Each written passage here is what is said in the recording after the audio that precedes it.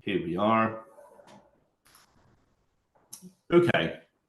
And I'll be talking, the title is Triple I and AI. Now, the first question is, what is the Triple I framework? Now, again, we've got different frameworks for teaching language, right? There are frameworks for teaching skills, but the focus today is about frameworks for teaching language. And actually, when we teach courses like CELTA, TEFL, we talk about some basic frameworks. We don't cover everything, but we try to talk about the basic frameworks that will get you inside the classroom to do a good job. And but again, the Triple I framework is one of the frameworks that we don't usually talk about when it comes, to level 5 courses. It's not so common that we talk about this one. So what is the Triple I framework? And I would say it's a framework focusing on teaching spoken grammar. Now, so it's a language framework. What do we mean by a language framework? When we say a language framework, we say that usually this term is used to talk about teaching pronunciation, teaching grammar, teaching functional language, teaching vocabulary. Now, what we're saying here is that Triple I framework is used to teaching spoken grammar. Now, is there a difference between spoken grammar and written grammar? Well, of course, there is a difference. Okay, and the main difference is actually in the quality. Like grammar is used for everything, and the grammar you use, for example, for writing an academic essay is not the same grammar that you use when you're speaking. So the focus of this framework is for spoken grammar, conversation, okay, which is, again, usually it's what most students need, because a lot of the students will come to you and they want to be able to speak and have a conversation in a good way with other people. Right, so moving from there, the question is, do we have other language frameworks? Again, yes, famous ones are test, teach, test, present, practice, produce, text-based presentation. So these are 3 frameworks that we talk a lot about when we are delivering CELTA courses and TEFL courses, and we try to make sure that candidates know how to handle these 3.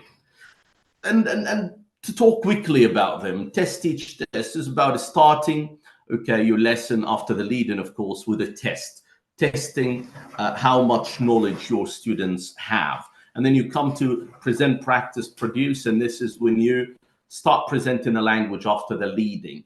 And then we come to text-based presentation, and this is when you go after the leading to a text, and from that text you start, focusing on the grammatical items or the lexical items inside the text. Right, so these are, okay, the 3 famous one that we talk a lot about in teacher training courses at level 5.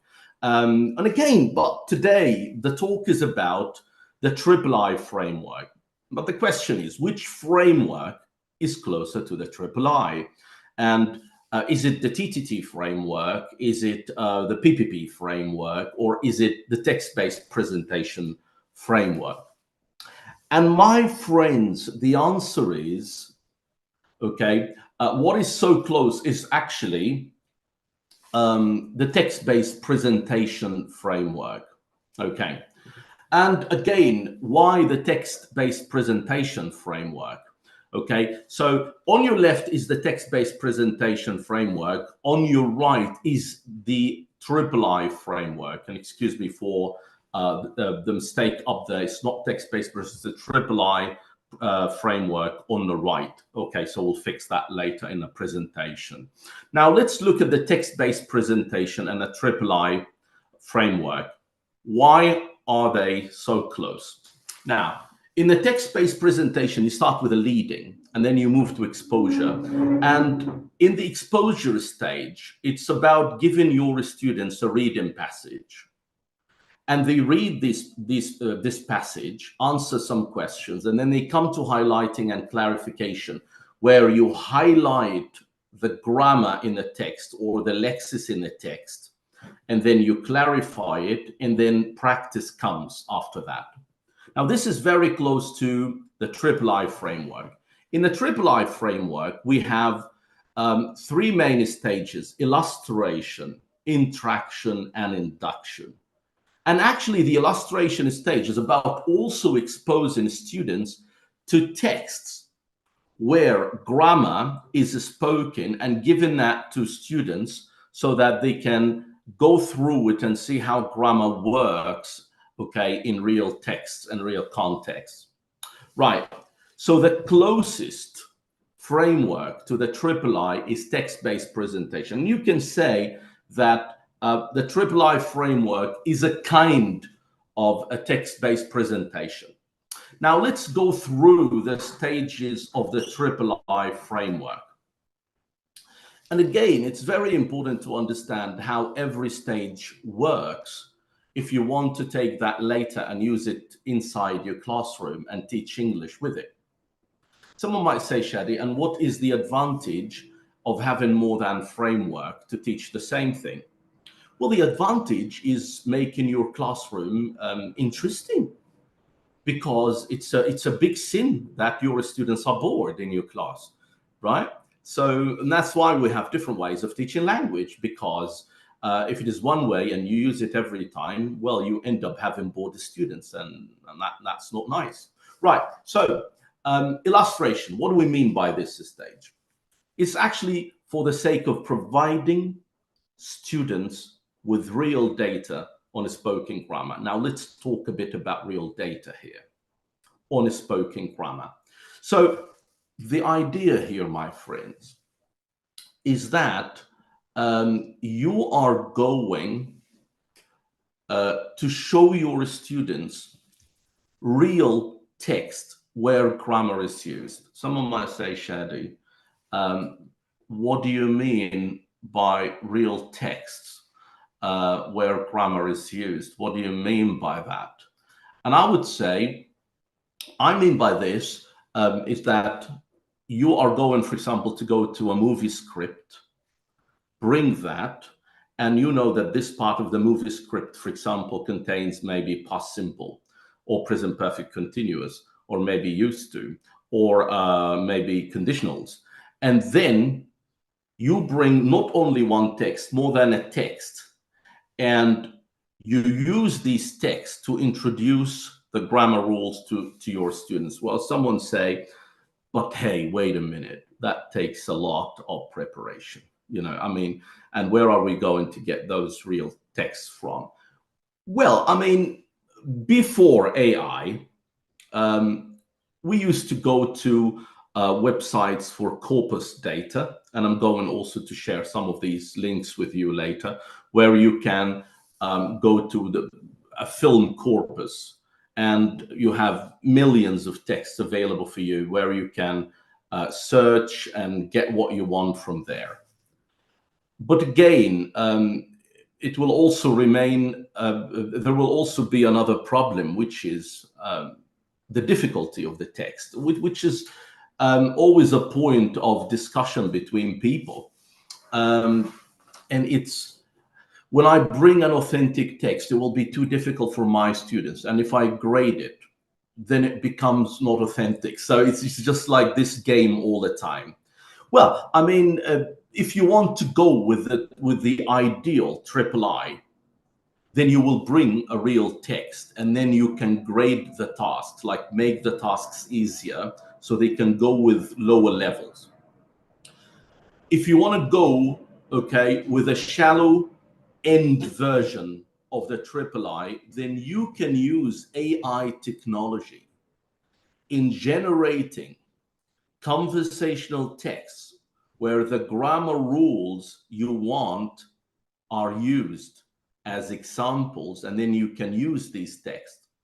Let me show you an example of the illustration stage. Like, for example, look at this. This is something that is a text that is generated by ChatGPT. And it's a conversation between two people, Layla and Sally. And if you read the conversation, okay, let's read part of it. She says, "Hi Sally, how's your job at the marketing firm? Hey Layla, it's been crazy lately. I have been working on a new campaign. And actually, this is my target. I have been working on. Okay, my plan is to teach present perfect continuous." And then Layla said, "Impressive. Any progress?" She said, "Yeah, we finalized the concept and started creating content. Launch is next month, so there is still a lot to do." And then Layla said, "Good luck with that. I have been teaching English at the Language Institute for 5 years now." So we've got a couple of examples. Not only that, I asked for another conversation and I was given this. "How have you been finding teaching at the Language Institute?" "I have been working with my students," and it goes like that. And a third one. So I use ChatGPT to create 3 conversations, and every conversation carries a couple of examples of the present perfect continuous. Now, someone might say, "Shady, why 3 conversations? Why not one?" Because one of the features of the Triple I framework that you give your students different texts, and ChatGPT can help you so much with that because you can feed it in. You can say, "I want a conversation about jobs for intermediate students, and I want the present perfect continuous to be used in a natural way in that text." And then boom, you have a text, and then you can have also another text, okay, another conversation and another conversation. Now, someone might say, what do we do with these conversations in classroom? How do we use them? And the simple answer is you give them to your students and you ask them normal questions about these, like, what is Layla doing? I mean, what's her job? What she's been, da, da, da, da, da. Normal questions that will get your students to read the 3 texts and answer them first. And that would be a very good step at the very beginning. And while they're reading, they can see the present perfect continuous in action there. So it is very close to the exposure stage in a text-based presentation lesson. Right, now, once you're ready, okay, with this part, and you're done with the illustration part, you go to the interaction part. So now students worked with 3 different texts, and they have been exposed heavily, okay, to present perfect continuous in action. Now the interaction part comes in. And the interaction stage is to provide students with opportunities to discuss, share opinions, and observation on a spoken grammar in context. So here, the name interaction is a bit tricky because someone might think that, oh, I will get my students now to engage in a freer practice task. No, it's not about engaging in a freer practice task. It's about actually sitting and discussing the use of the present perfect continuous. It's as if students are discussing actually grammar. They will be talking about grammar. Okay, right. So how? Look at this. So here is the same text, but this time I highlighted the present perfect continuous for my students in the 3 conversations. So in every conversation, present perfect continuous is highlighted. Now, what do I say to my students? I will say, now we'll go back to the texts we studied before. What I want you to do, you see the highlighted structures. I want you to talk together about the meaning highlighted sentences. So now students need to read, I have been working on a new campaign, and then they need to talk about the meaning of that.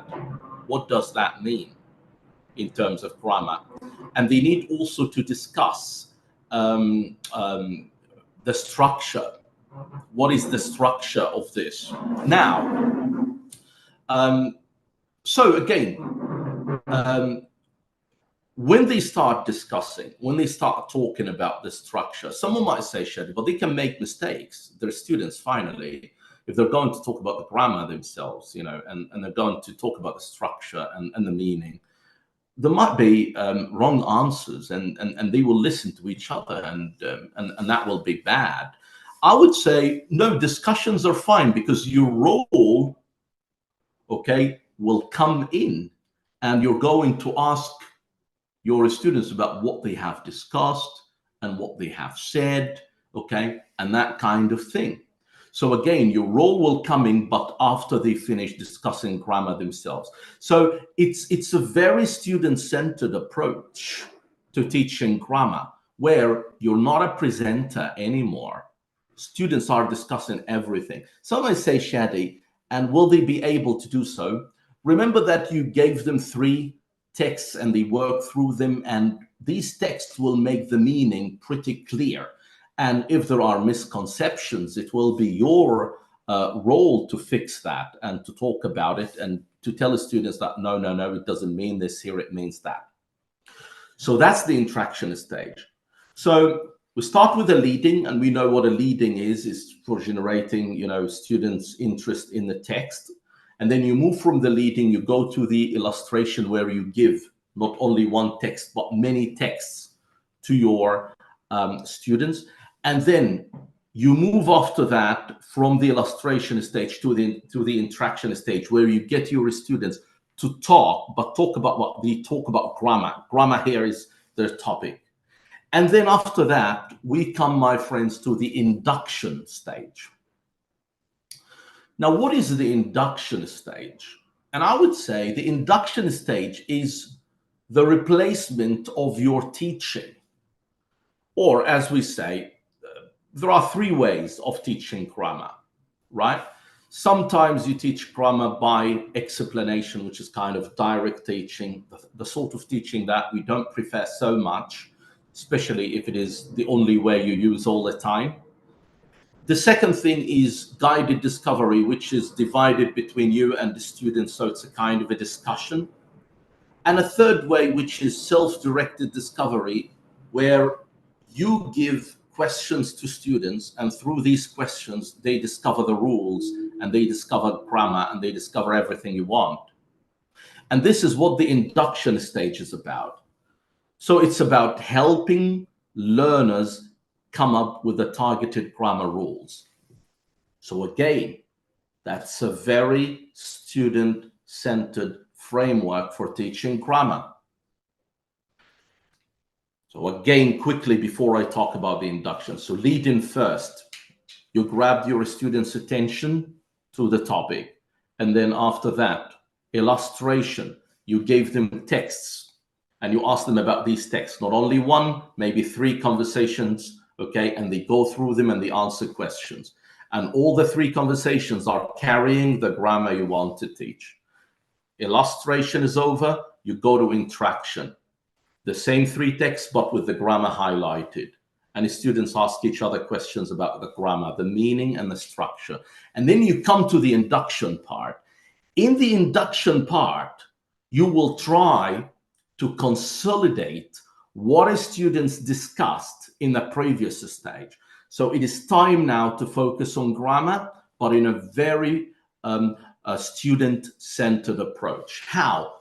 By turning all grammar information into questions. So instead of you as the teacher saying, oh, look, my friends, present perfect continuous, it's tense, it's about actions that started in the past and still in the present and maybe will continue into the future. No. You're going to change all that into questions and give these questions to students. Like what? Like this one.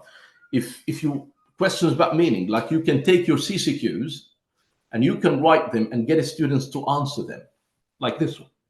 Ahmed is saying, hey, Layla, it's been quite interesting. I've been working as a computer programmer for a few months now. you can give them this sentence, which is taken from the text, and put these three questions. Did Ahmed start his job in the past? Is he still a computer programmer? Are we talking about past, present, or future? Right? And again, you give that, my friends, to your students to answer. And then when you finish, they check in pairs, they work in groups, and then after that, it's your feedback. So your actual teaching will be clear in your feedback, but students will discover everything themselves. And the same thing with form. You can give it in question types like MCQs, for example. What is the correct structure of the present perfect continuous tense? Is it have been plus present participle and plus past participle will be da da da da da? Which sentence is in the present perfect continuous tense? And things will go this way. And again, right, choose the sentence that uses the present perfect continuous. Which option correctly completes the sentence? So you're turning your teaching into questions, and you're giving these questions to students to answer. And of course, when you give feedback, students will be able to know exactly what the form of the present perfect continuous is, what the meaning is, all that stuff. Pronunciation also can be taught the same way. So for example, in present perfect continuous, if you want to teach sentence stress, you might say to your students, listen and underline the stressed words in the following sentences.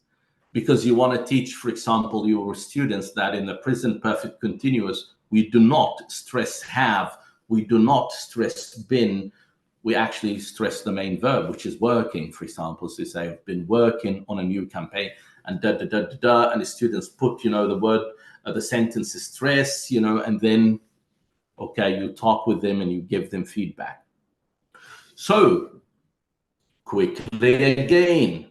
So illustration, interaction, induction. Illustration, give 3 texts or more depending on how much time you have. Get the students to work with them and answer questions about them.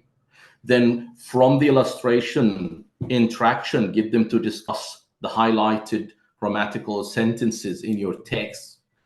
And then induction, turn your teaching into questions so that the students discover the target language. And finally, to end a lesson with the III framework, of course, move to usage, get the students to talk about and discuss questions where the target language will be included. For example, you might end a lesson on a present perfect continuous with discussion questions like, how long have you been working in your current job? That's an open question. And then, but again, at the same time, in order for students to answer, they will be using the present perfect continuous, and then they will use other tenses, of course. What tasks have you been focused on recently at work? Have you been enjoying your job lately? Why not? What skills have you been developing? So you will notice that in all questions, the target language is used in order to encourage students to use it when they're practicing their language freely. So my friends, if we are going to compare the III frameworks to other frameworks, we can say that, well, it's different from PPP, of course, because in PPP, you don't have a text. And in TTT, you have a test at the beginning and then you focus. So it's completely different from these two. But we can say that it is a kind of text-based presentation because texts are used, but also in a different way. Like, for example, in the III framework, your teaching has to be self-directed discovery, which is what we call induction. Like, you don't teach directly, you move it to students. There is this interaction stage where students have to discuss the grammatical rules themselves. Right. So, my friends, I came to the end of this presentation, but let me say quickly that 2 things will help you so much with creating a good III lesson. You have two approaches. You can either use authentic texts, and that would be also amazing, but you have to be careful not to give something too difficult for your students. Okay, and you will have to either, if you grade the text, it's not authentic anymore, but you can grade the task, make the tasks easier. Or ChatGPT can present an endless source of texts that can be graded at any level in a second and used for the sake of this framework.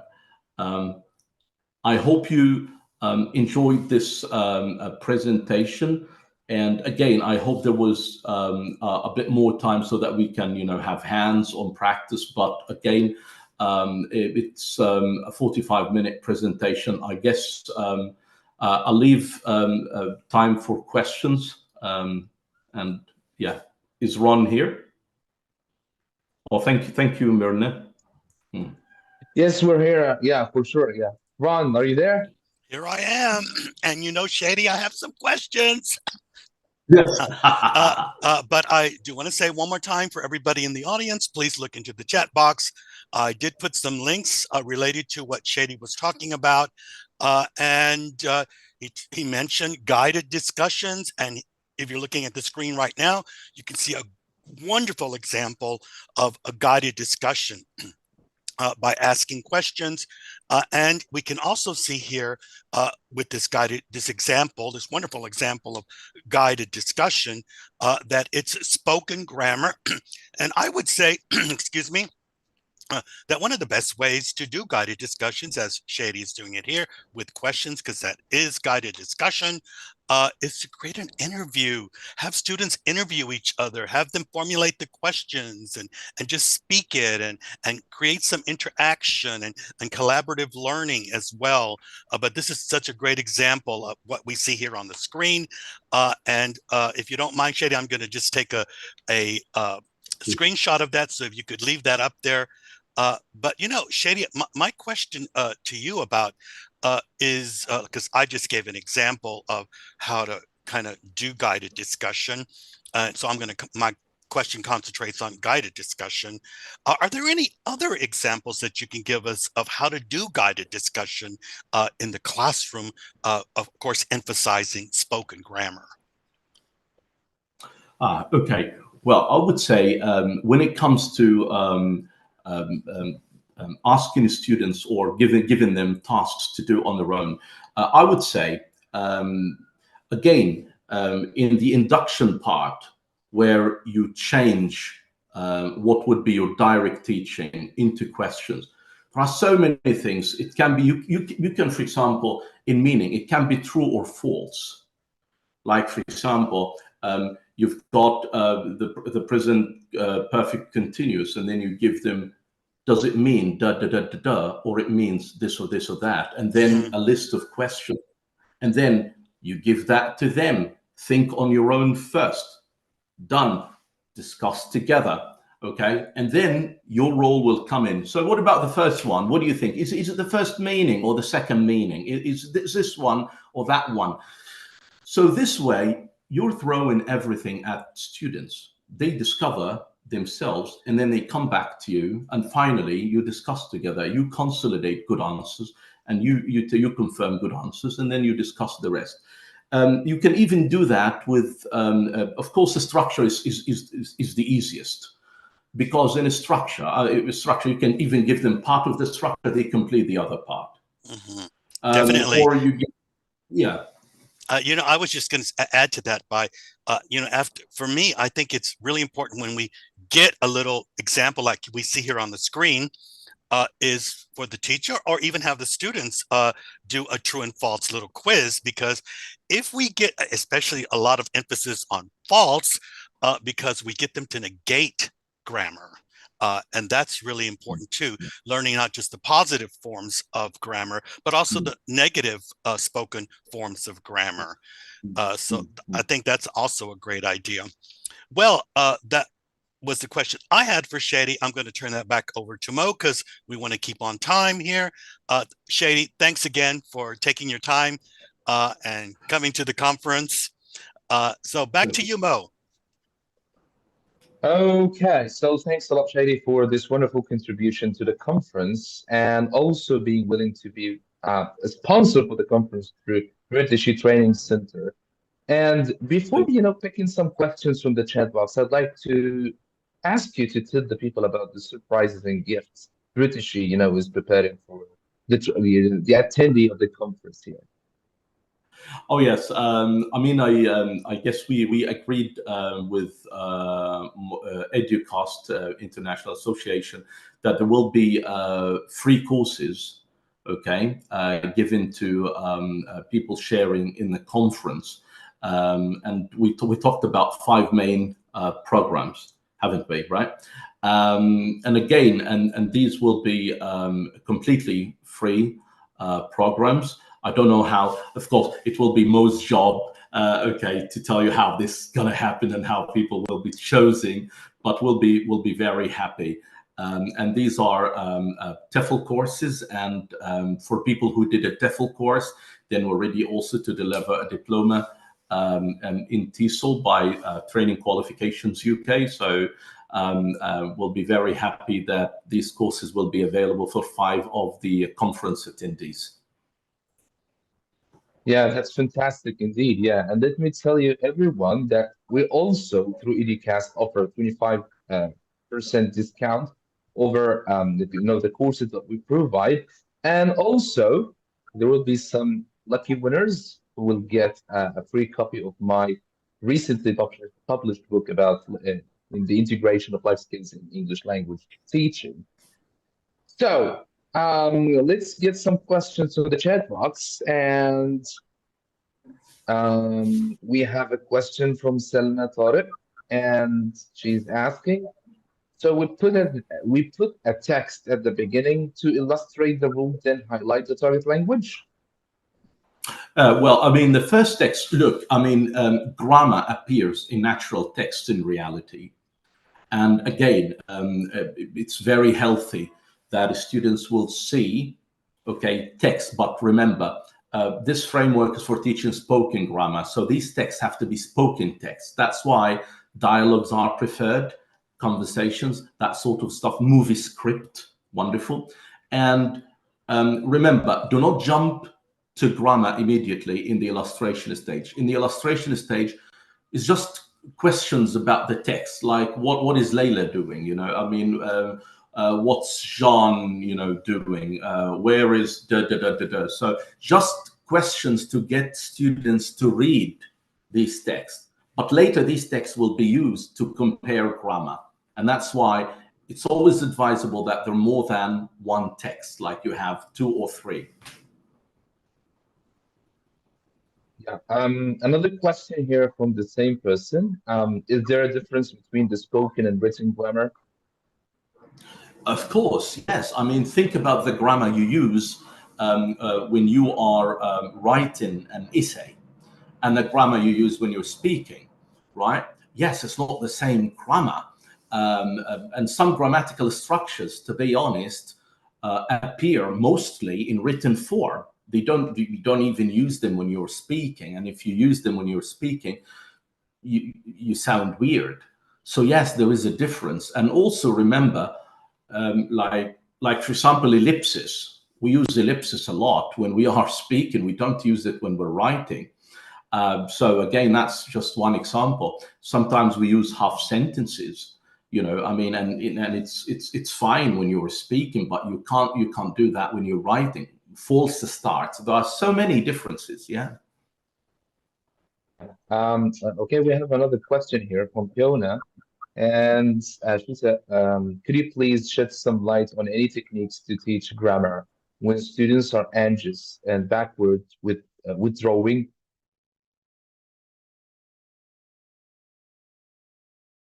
I can't hear you. I don't know why. Gone. I don't know.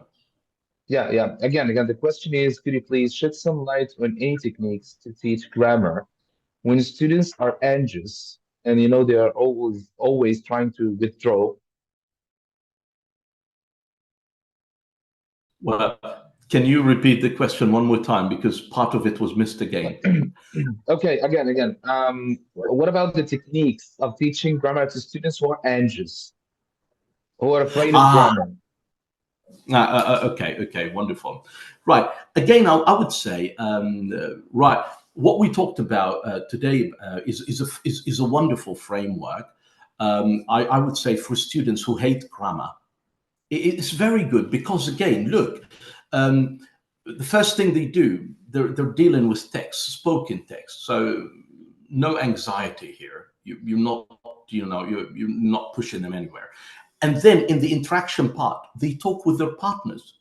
It's like they're asking each other, and that's the most comfortable situation for students. That's a very safe environment when they talk to their friends. So they're talking to the friends. They're asking them about, what does this mean? What does that mean? What is the structure here? By the time they even come, okay, to the induction part, they got most of the answers from their friends. So, and when they come to the induction part, you give them that in very simple questions. And again, they're going to talk together with their partners, which is very safe again. So I guess that the triple I framework is very, very good for students who might be anxious, because you're not putting them under any pressure.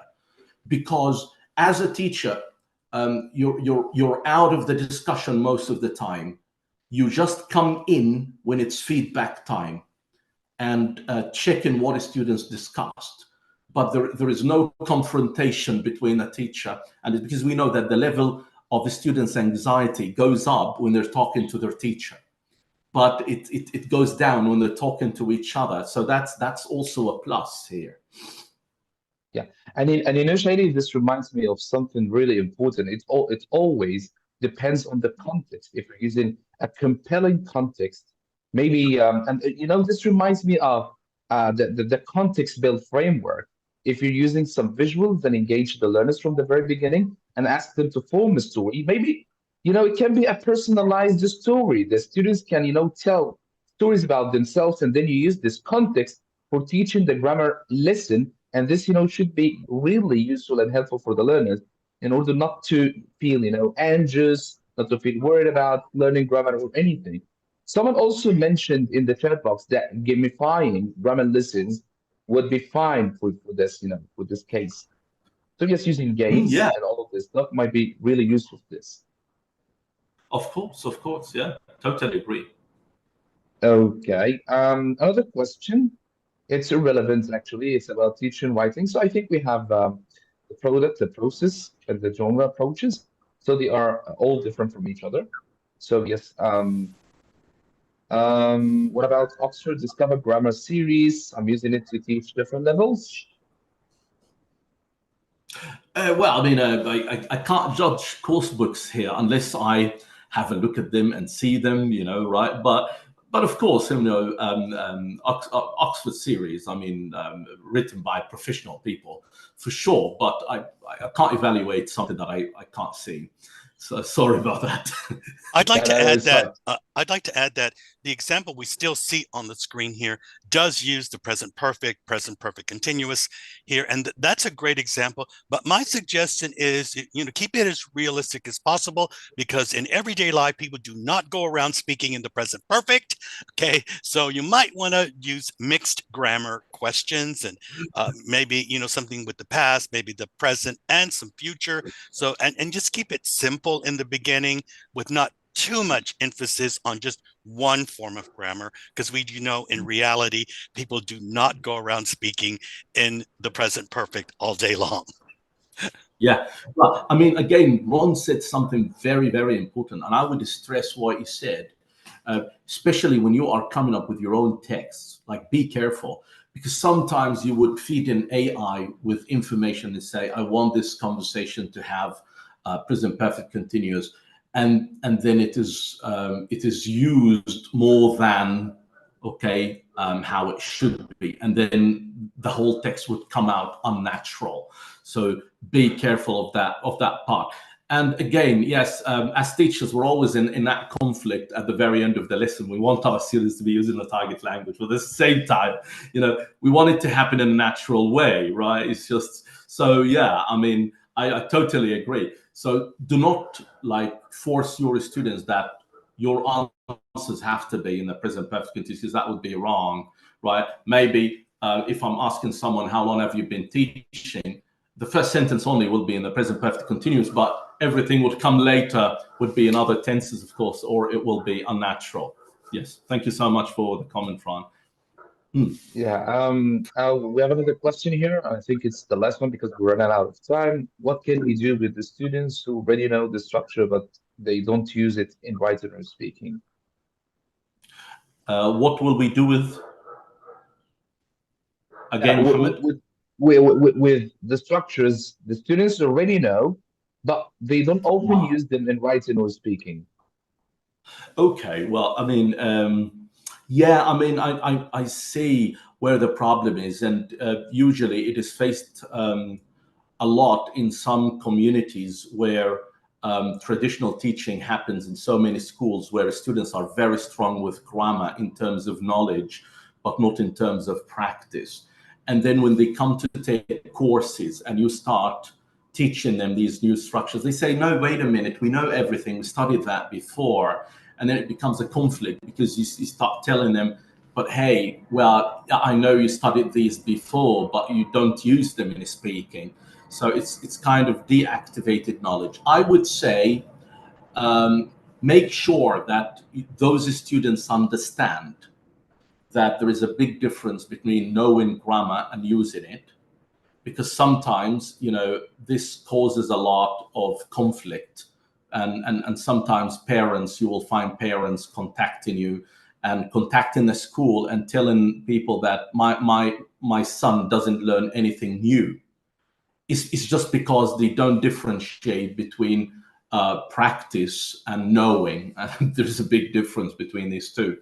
So again, be clear about that, so that makes students understand your strategy and why you're teaching these again. And of course, provide them with a lot of free practice tasks that would make them able to use the language. And if you feel while teaching those students that they know a grammar rule, then don't flog the dead horse. Say it quickly and move on to the practice tasks. If students know, and then there is no need to land on grammar for a long time. And usually, I mean, when teaching grammar, we would say in a 45-minute lesson, don't spend more than 5 minutes presenting grammar. Leave the rest of the time for practice. Yeah. So, Shady, because you're talking about teaching grammar and also AI, and lots of great speakers talked about AI already in this conference. Let me tell the people something in brief about AI and how they can use it in planning grammar lessons or even teaching grammar lessons, because AI can provide personalized lesson plans, as it can analyze student performance data and learning styles to suggest personalized grammar lessons tailored to individual needs. And this could involve, recommending specific exercises, practice problems, and learning resources for each student. It can also provide dynamic curriculum adaptation, as it can continuously monitor student progress and adjust the grammar curriculum in real time, ensuring students are challenged but not overwhelmed. Otherwise, you lose them forever. And it also can help you with content creation. You can use AI to generate grammar exercises, worksheets, quizzes, and also content, you know, that are tailored for the students' levels and their needs. And this saves teachers valuable time and allows them to focus on more creative aspects of lesson planning. Last but not least, regarding planning, finding relevant resources that can provide you with lots of resources that are relevant to your needs and your students' needs. Regarding teaching, they can provide you with interactive grammar practice, automated error correction, differentiated instruction, and this is what you have just been talking about. And last but not least, data-driven insights, as it can analyze student data from grammar exercises and activities to identify areas of strength and weakness, providing valuable insights for teachers to inform their instructional strategies. So by this, I'd like to thank you a lot, Dr. Shady, for being part of this, and of course, thanking British for being a sponsor for this conference, with offering the attendees of the conference lots of gifts and surprises at the end of the conference. So everyone, don't go anywhere. Please stay till the end of this conference, because I'm sure that lots of you will be winners today, you know, by just taking free courses or taking discounts over some other courses, taking free books, and also learning from experts and their insights from all around the world.